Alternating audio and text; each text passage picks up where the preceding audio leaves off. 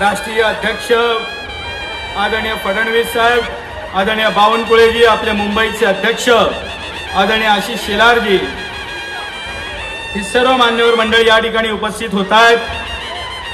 आपण सर्वांचं या ठिकाणी स्वागत करूया.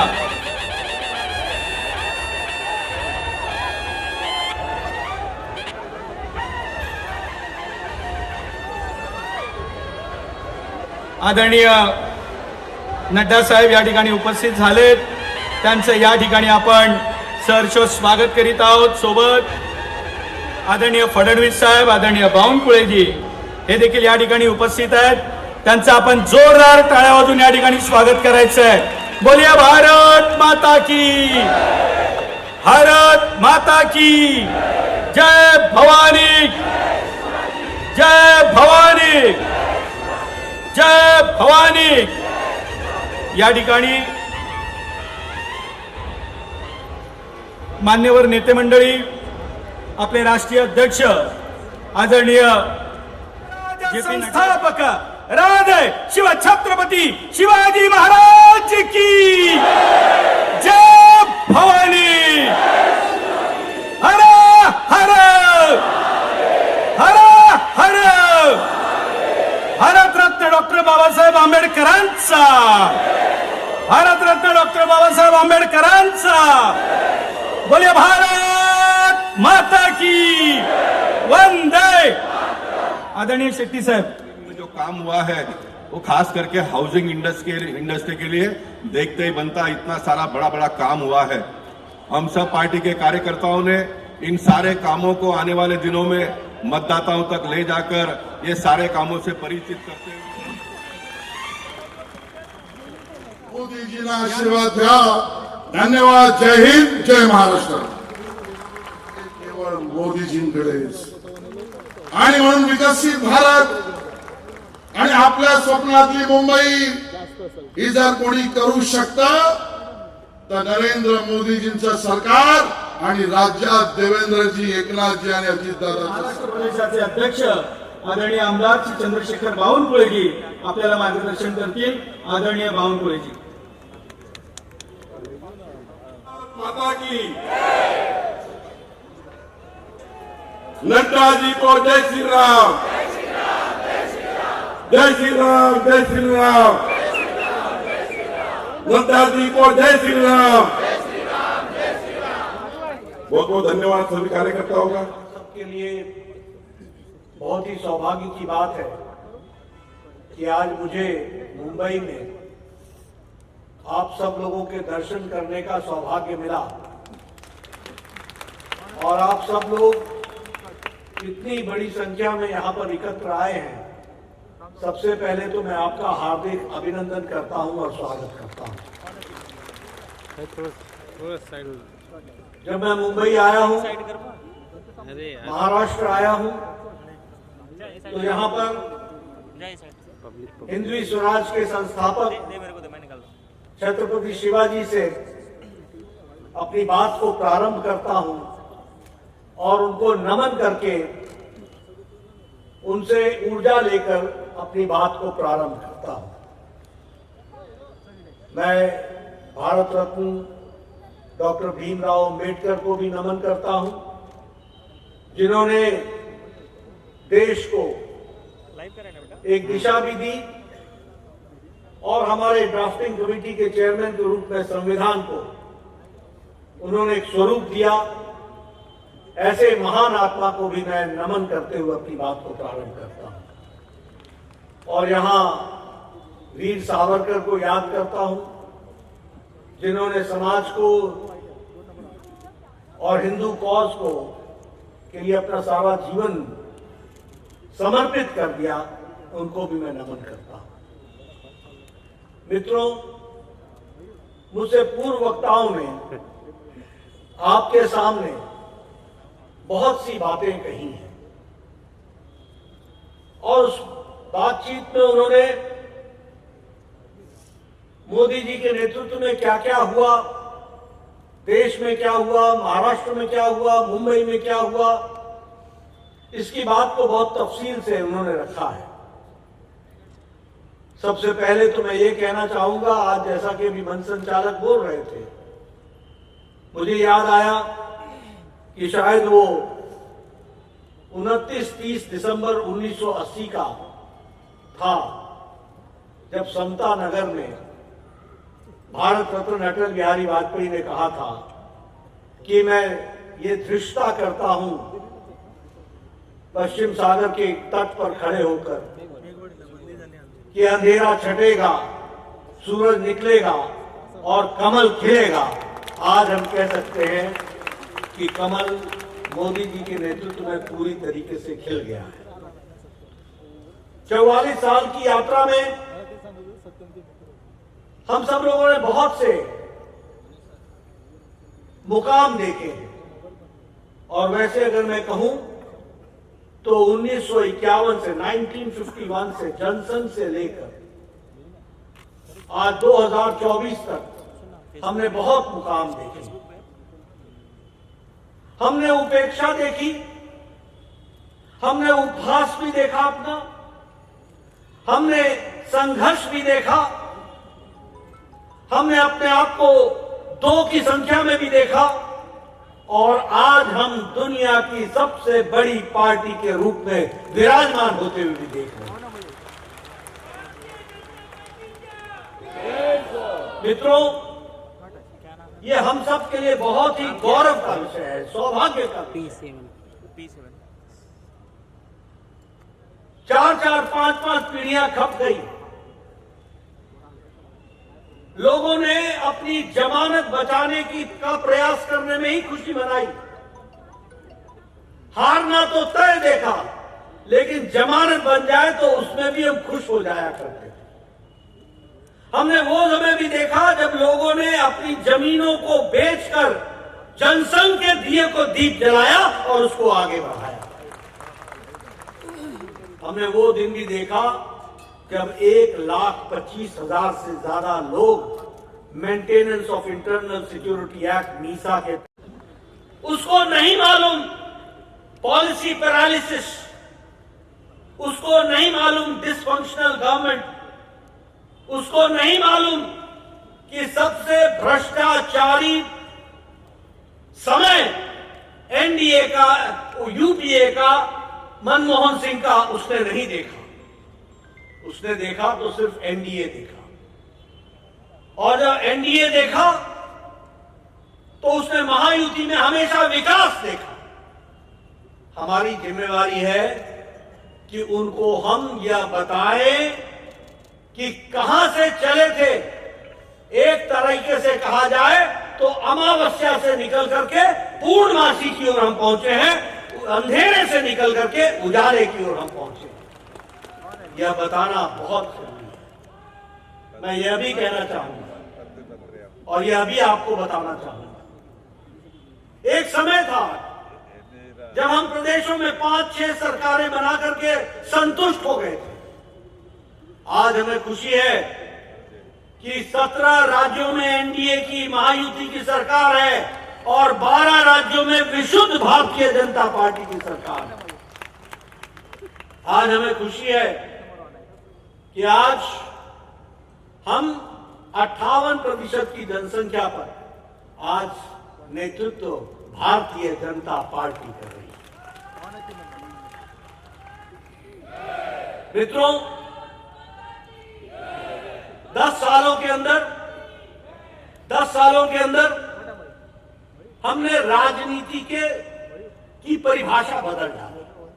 मोदी जी ने राजनीति की परिभाषा बदल डाली। 10 साल पहले क्या होता था? आपने कभी किसी नेता को सुना जिस प्रकार हमारे नेताओं ने आपके सामने अपना रिपोर्ट कार्ड रखा कि क्या क्या किया, क्या क्या करेंगे और क्या क्या करके आगे देंगे? ये रखा है तो सिर्फ भारतीय जनता पार्टी ने, मोदी जी के नेतृत्व में। राजनीति क्या होती थी पहले? भाई को भाई से लड़ाओ, इलाके को इलाके से लड़ाओ, जाति को जाति से लड़ाओ, समाज में विघटन पैदा करो, वोट बैंक की राजनीति करो, दुनिया को लुभावने नारे देकर के वोट ले लो और वोट लेने के बाद किसी एक जाति के विशेष ख्याल रखते हुए सरकार चलाओ। किसी एक जाति की सरकार बना लो, किसी एक वर्ग की सरकार बना लो, उनके लिए काम करो।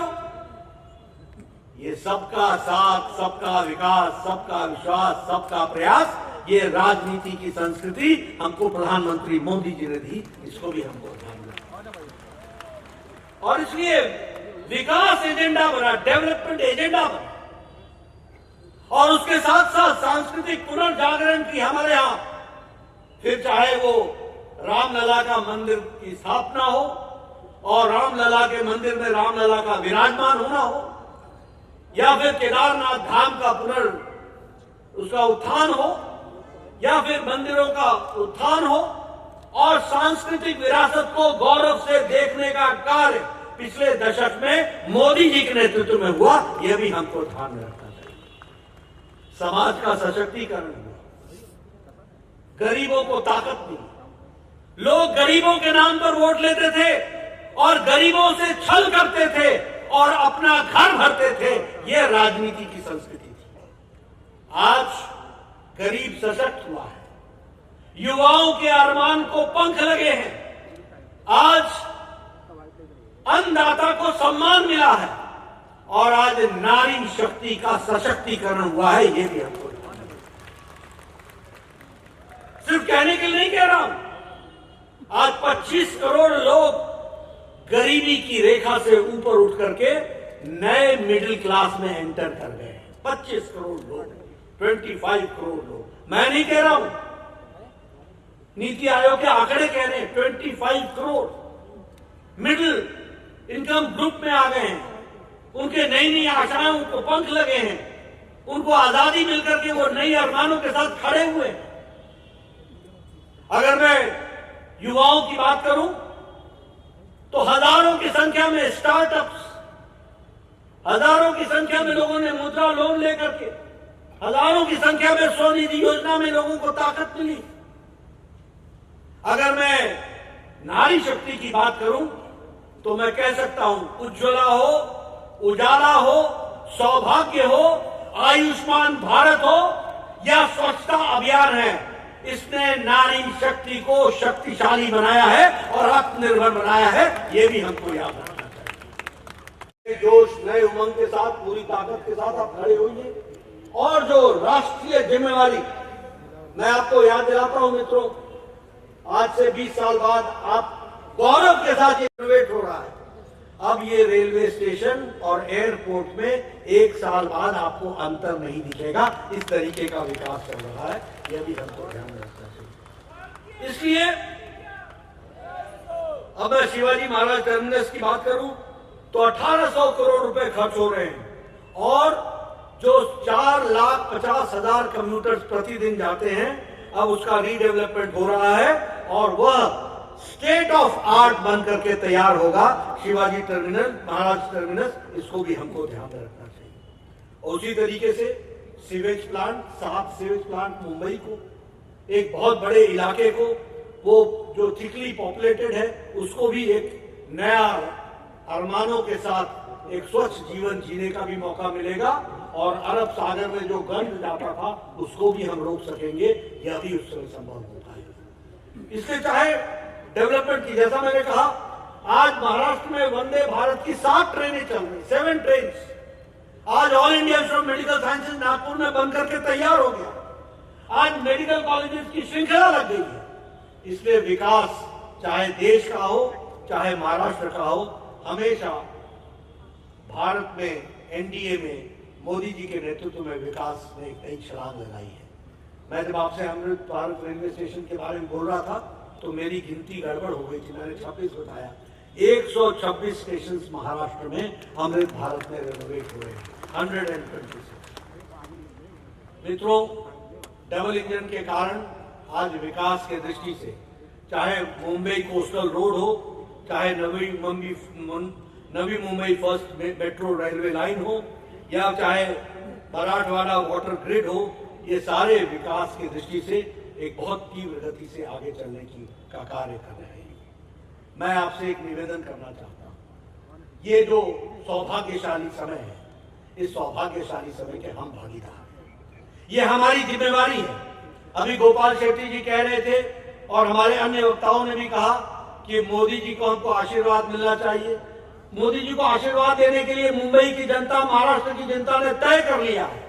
हम लड़ाई जीतने की नहीं कर रहे हैं, हम लड़ाई रिकॉर्ड मार्जिन से जीतने की कर रहे हैं, उसकी हम तैयारी कर रहे हैं। और ये सौभाग्य हमारे कंधों पर है, ये सौभाग्य और जिम्मेवारी हमारे कंधों पर है। इसलिए नई ऊर्जा के साथ, नई उमंग के साथ, नए उत्साह के साथ और नए विश्वास के साथ और नए जोश के साथ हम सबको चुनाव में पूरी ताकत से लगना है और इस कार्य में जो 400 पार एनडीए और 370 पार भारतीय जनता पार्टी हो, इसकी तैयारी है।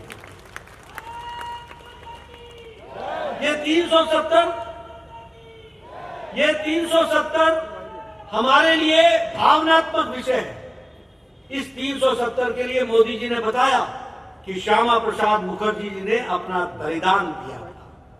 इस 370 को हमने धाराशाही किया है। अब भारत की जनता से हम सब लोगों को निवेदन करना है कि इसको पूरा करने के लिए 370 को धाराशाही किया गया, 370 के मार्जिन को हमको लेकर के आपका आशीर्वाद चाहिए, इसके लिए हमको काम करना है। और मुझे पूरा विश्वास है कि फिर एक बार मोदी सरकार के लिए हम पूरी ताकत से लगेंगे। मैं यहां आपसे एक बात और भी चर्चा करूंगा। बहुत सी चर्चा हमारे साथियों ने की है, मैं उसमें कुछ सिर्फ जोड़ना चाहता हूं। आज कांग्रेस पार्टी की हालत क्या हो गई है? जहां जहां से राहुल गांधी निकलते हैं वो भारत जोड़ो यात्रा नहीं होती है, वो न्याय यात्रा नहीं होती है। एक तो वो अन्याय यात्रा होती है और दूसरी वो तोड़ो यात्रा होती है। कहने के लिए नहीं कह रहा हूं, वो दक्षिण से चले थे, आज DK शिव कुमार का भाई संसद के अंदर बोलता है कि साउथ को एक अलग कंट्री बना देनी चाहिए। ये तुम्हारी जोड़ो यात्रा, जिसके बारे में जिक्र अभी हमारे आशीष शेलार जी ने किया, अफजल गुरु के बारे में। अफजल हम शर्मिंदा हैं, तेरे कातिल जिंदा है। क्या नारे लगे थे JNU में? भारत तेरे होंगे टुकड़े टुकड़े इंशाअल्लाह इंशाअल्लाह। दूसरा नारा क्या लगा था? अफजल हम शर्मिंदा हैं, तेरे कातिल जिंदा है। यानी अफजल के कातिल कौन हुए? सुप्रीम कोर्ट का जज जिसने फांसी की सजा सुनाई। भारत के उस समय के राष्ट्रपति श्री प्रणब मुखर्जी, जो भारत के राष्ट्रपति थे और जिन्होंने उसको माफी नहीं दी, वो शर्मिंदा, वो कातिल हैं। ये कहने वालों के साथ दूसरे दिन राहुल गांधी खड़ा होता है कि नहीं होता है? ये जोड़ो यात्रा पर चले, तुमको देश से माफी मांगनी चाहिए। चुप्पी क्यों बना रखी है? और कांग्रेस पार्टी के नेता कोई जवाब नहीं देता इसका। अफजल हम शर्मिंदा है, तेरे कातिल जिंदा है, उनके साथ तुम गले से गला मिलाकर चलते हो। भारत होंगे टुकड़े टुकड़े इंशाअल्लाह इंशाअल्लाह, इनके साथ तुम खड़े होते हो और फिर छोड़ो यात्रा पर निकलते हो। तुमको देश से माफी मांगनी चाहिए। दूसरी बात, ये इंडिया अलायंस है क्या? इंडिया अलायंस है क्या? ये अलायंस जितने लोगों पर मुकदमे हैं उनका अलायंस है। ये अलायंस परिवार को बचाने का अलायंस है। यह अलायंस संपत्ति को बचाने का अलायंस है। यह अलायंस भ्रष्टाचार को छुपाने का अलायंस है। और इसके सिवाय ये कोई अलायंस नहीं है। ये वंशवाद का अलायंस है, ये प्रॉपर्टी का और भ्रष्टाचार का अलायंस है, इससे ज्यादा कुछ नहीं। अब आप कहोगे मैं कैसे कह रहा हूं? बताइए, फरूक अब्दुल्ला के बाद उमर अब्दुल्ला है कि नहीं है? प्रकाश सिंह बादल के बाद सुखबीर बादल है कि नहीं है? मुलायम सिंह के बाद अखिलेश आ गए कि नहीं? अखिलेश के बाद डिम्पल आ गई कि नहीं? चाचा जाए जहां जाना है। लालू के बाद राबड़ी आई कि नहीं? राबड़ी के बाद तेजस्वी आया कि नहीं? तेजस्वी के साथ मीसा आई कि नहीं? मीसा के साथ तेज प्रताप आया कि नहीं? आप बताइए। ये पीसी और भाई को, पीसी बंगला में बुआ को बोलते हैं, ये ममता बुआ और भाईपो मतलब भतीजा उसका, ये दोनों पीसी भाईपो, ये परिवार है कि नहीं है? आप बताइए कि चंद्रशेखर राव, उसकी बेटी कविता, उसका दामाद केटीआर, केसीआर, ये परिवार है कि नहीं है? आप बताइए उदयनिधि से करुणानिधि से लेके उदयनिधि स्टालिन तक ये परिवार है कि नहीं है? आप बताइए महाराष्ट्र में शरद और सुप्रिया परिवार है कि नहीं है?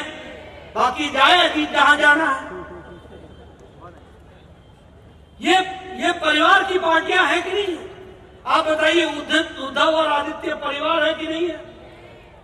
आप फिर दूसरी तरफ देखिए, ये इंदिरा, राजीव, सोनिया, राहुल, प्रियंका, ये परिवार है कि नहीं है?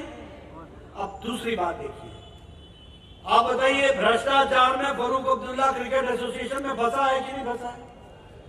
आप बताइए गोमती फ्रंट के स्कैम में और लैपटॉप स्कैम में अखिलेश फंसा है कि नहीं फंसा है? आप बताइए लालू चारा घोटाला और land scam, job for land में फंसा है कि नहीं फंसा है? आप बताइए ममता के सारे सरकार के मंत्री के घरों से करोड़ों करोड़ रुपए निकले कि नहीं निकले? आप बताइए केसीआर, केटीआर के यहाँ भ्रष्टाचार हुआ है कि नहीं हुआ है?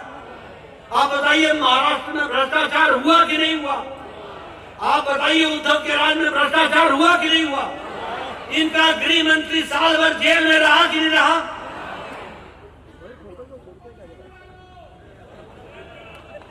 तो 2024 का नतीजा निकालो।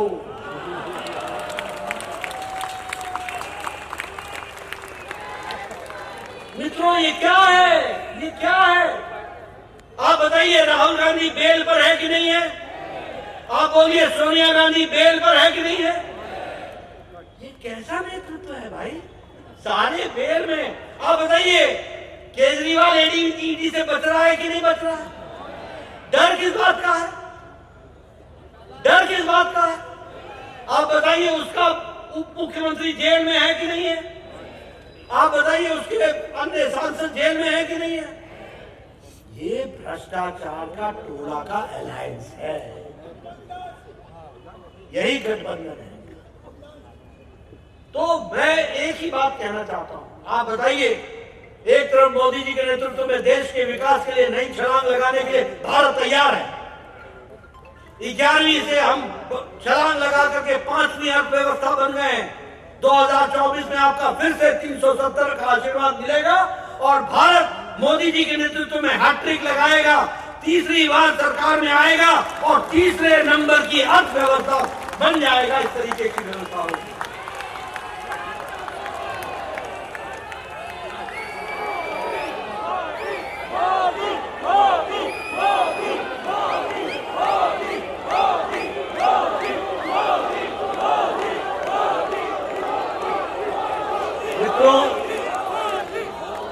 एक तरफ विकास, अब की बार फिर एक बार, अब की बार